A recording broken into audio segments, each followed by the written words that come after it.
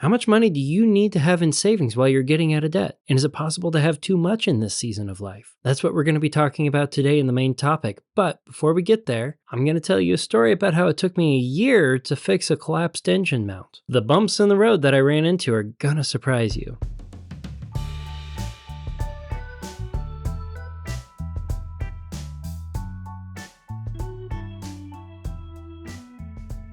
Good morning and welcome to the HopeFilled Financial Podcast. My name is Jay Disberger, your one and only HopeFilled Financial Coach, and I am happy that you're here with us today. To get things started, it took me over a year to get a collapsed engine mount replaced on my car.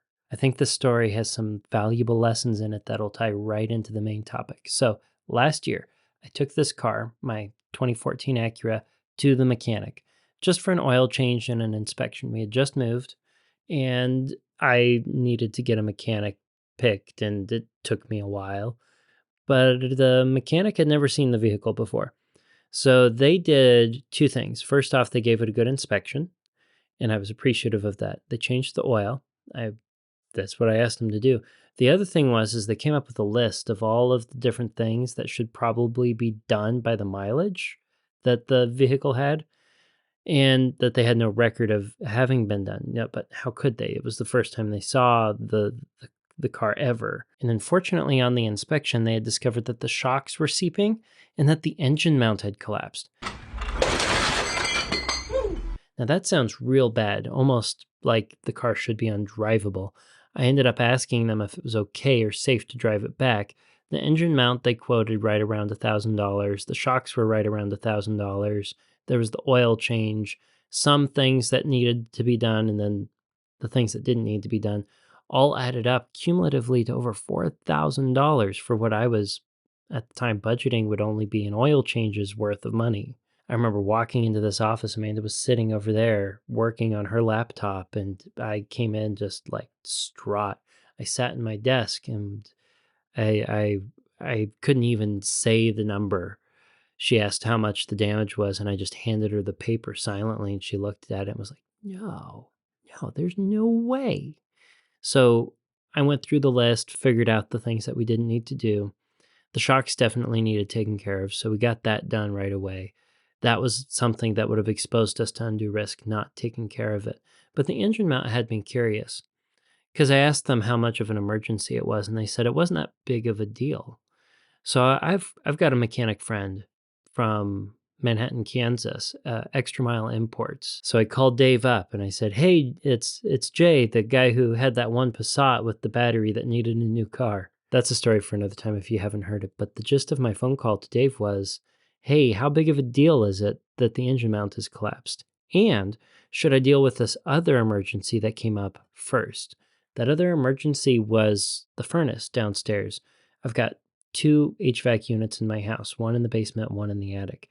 And the one in the basement, the inducer fan was going out, so I had someone look at it, and they said that the heat exchanger was starting to crack. And that means there's a carbon monoxide risk if I don't have a carbon monoxide detector in the house. So I went and got one of those.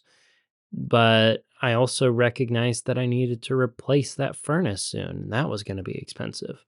Then there was a third thing that came up within that same time frame, and that was that we heard that we were going to be having baby number 2. We were surprised and excited, but babies are expensive, and we had actually, as a result of the furnace, moved the money that we had set aside in the emergency fund, which is broken out into categories, over to hitting the furnace.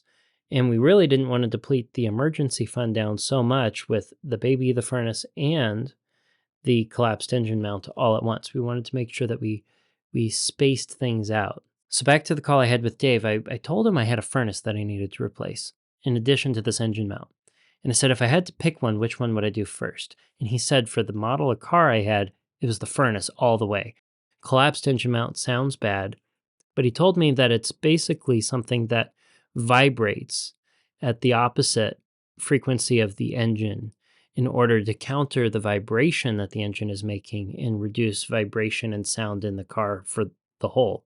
So if it collapses, he said there's a little rest on it that the engine eases down on. It can operate fine sitting on the rest. You just end up with more vibration. If you put it off for too long, that vibration could probably lead to other maintenance issues. but he said it really wasn't that big of a deal if I could fix it in 6 months to a year or so. I actually don't remember how long he said, but prioritize the furnace, then save up for the car. Got it. So Amanda and I reviewed the financial and safety risks that we had given the new baby on the way, the furnace, and the engine mount. We decided that we had enough money to take care of any one of them if they became an actual emergency, but none of them were something that needed taking care of that day. We decided to prioritize the furnace, given the advice we got from the mechanic, and decided if we could wait, if the furnace didn't fail beforehand, wait to the fall, that following fall, because then it was going to be not too hot, not too cold while the unit is disconnected and being replaced. That ended up working great. Then we started saving up for the baby. We realized how much we needed to be saving on top of the emergency fund, and just because there's a lot of unknowns around prenatal care and the birth, we were putting the engine mount off. But then we were blessed with a gift for Christmas that enabled us to go and fix the engine mount and make sure that we had enough in the emergency fund that was dedicated to car repair, that if something else happened, we'd be able to take care of it that day. So just last week, 2 weeks ago, we got the engine mount taken care of. Because we had a fully funded emergency fund and because we had a monthly budget and we knew how long it would take to replenish taking care of these respective emergencies, we never ran into a financial crisis because of them. We simply took care of what happened when it needed to be taken care of in a way that did not expose us to undue risk. I think that's pretty cool. But mind you, all of these things were expensive. I'm pretty sure the furnace ran somewhere around $4,000. The original car bill was around $4,000. The engine mount itself was not quite $1,000, but it easily could have been. And I'm pretty sure that the remaining bills that we're going to get for the baby are going to be somewhere between $8,000 to $10,000 this year. And that leads me to the question, when you're just starting to get out of debt, is $1,000 enough for your starter emergency fund, or do you need more? And that's what we're going to cover in the main topic now.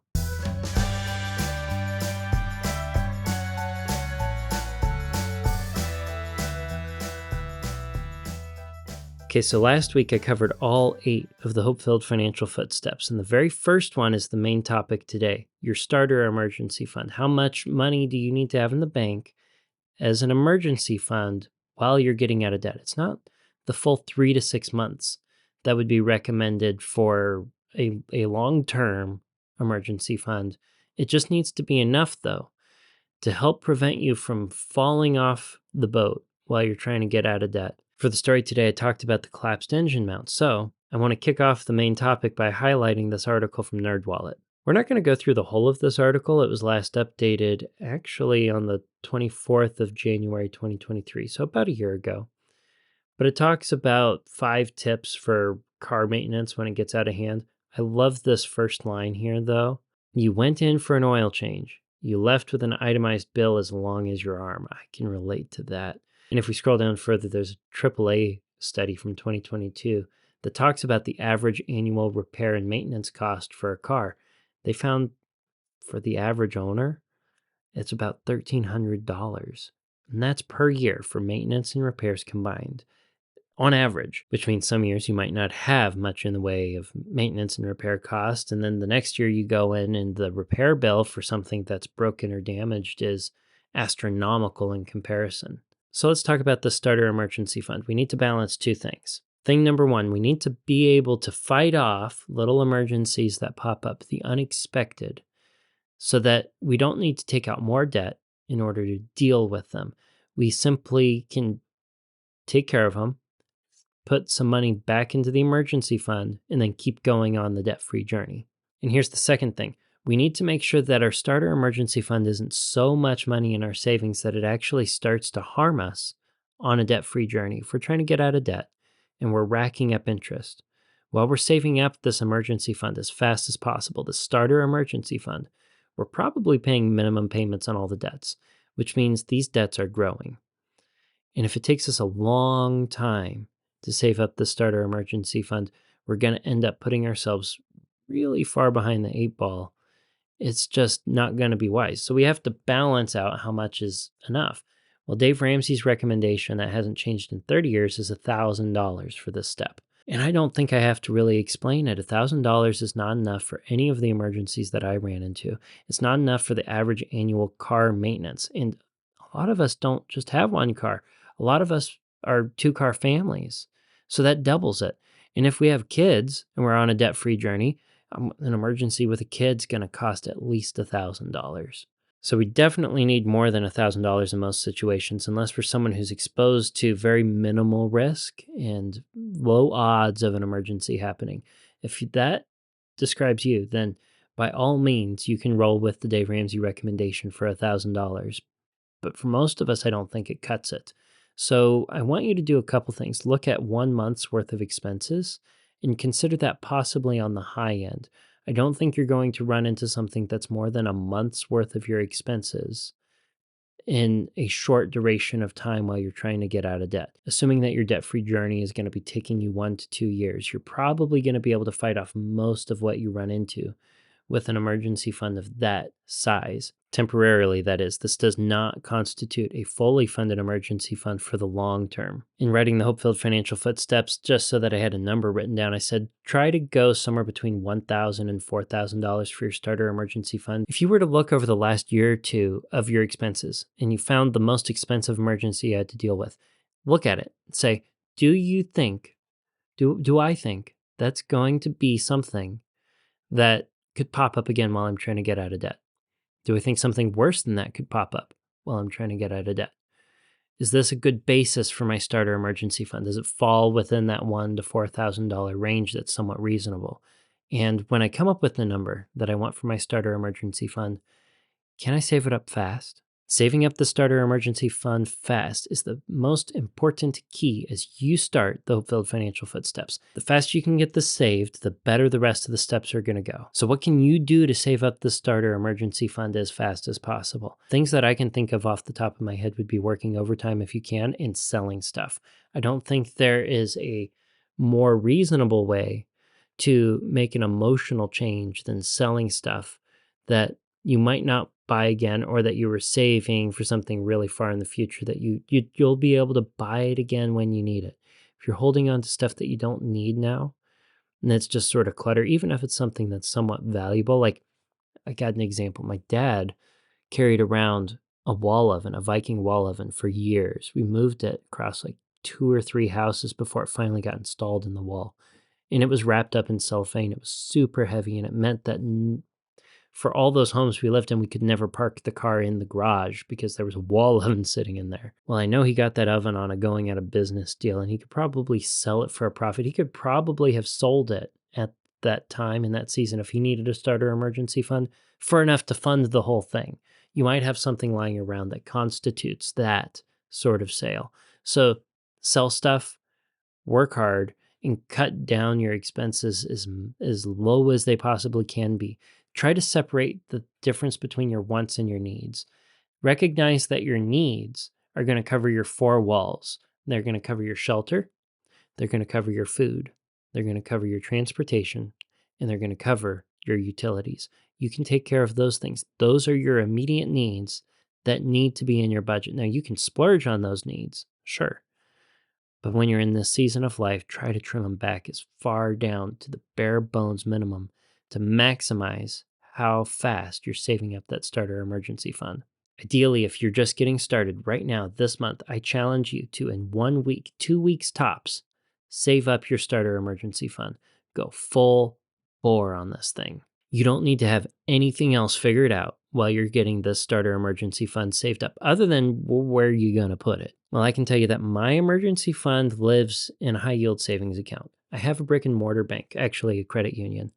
I bank with this credit union. I've got a savings account in there, and I have a checking account. Now, for the brick and mortar savings account, there's a high yield savings account in there and a normal savings account. We have a little bit of money that we need that actually represents a starter's emergency fund. It's the kind of money that if an emergency happened, a smallish one, and we need to take care of it today, I could transfer that money over to the checking and spend it on my little app on the phone and have access to that emergency fund like that. I store the rest of my emergency fund and the rest of my savings, for that matter, in a high yields online bank account.